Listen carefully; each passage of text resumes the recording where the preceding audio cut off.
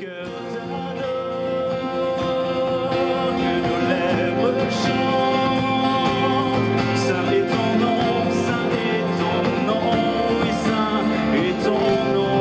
Que nos cœurs t'adorent ensemble, que nos cœurs t'adorent,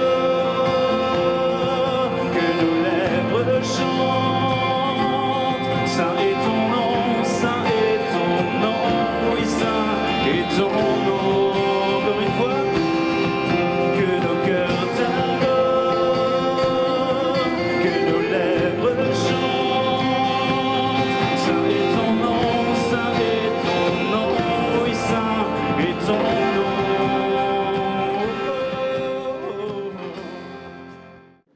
Vous avez évoqué le pape François et ce soir nous avons la joie d'accueillir ici à Sainte-Thérèse celui qui le représente dans notre pays. Notre nonce apostolique, Monseigneur Célestine Omilio. Je vous souhaite, Monseigneur, au nom de nous tous, la bienvenue.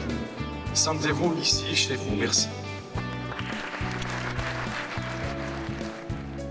Si l'Évangile est un appel à l'amour, à la connaissance et à l'ouverture, alors le dialogue interreligieux peut devenir un moyen de mener à bien cette mission.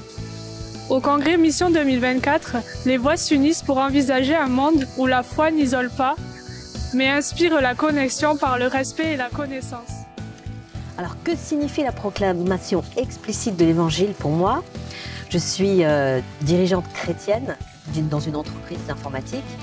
Et pour moi, proclamer l'Évangile, c'est d'abord être chrétien, c'est-à-dire imiter le Christ dans ce qu'on vit et bâtir une civilisation de l'amour en respectant et en essayant de bien comprendre comment le Christ, lui, s'y est pris pour aimer, pour accompagner, pour révéler les talents.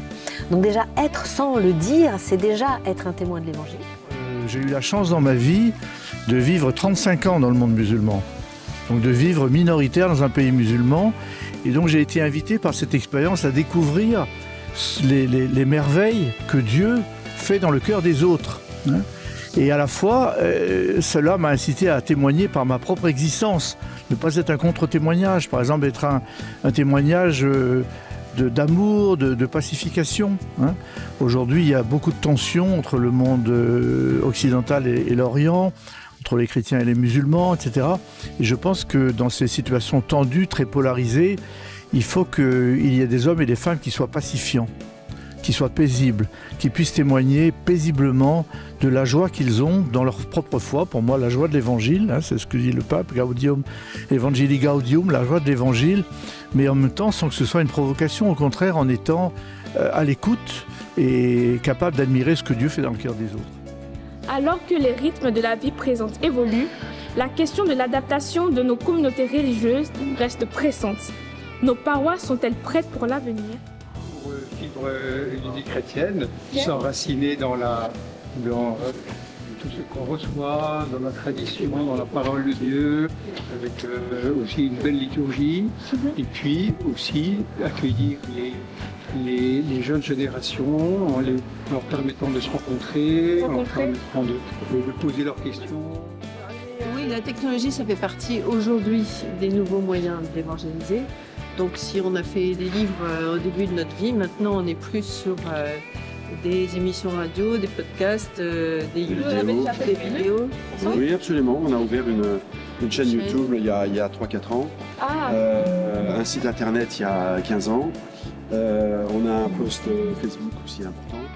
Je pense qu'au quotidien et selon les événements que nous traversons dans notre vie, on peut se prêter à l'exercice de la relecture de ces événements en les rapprochant de celles de saints que nous connaissons déjà.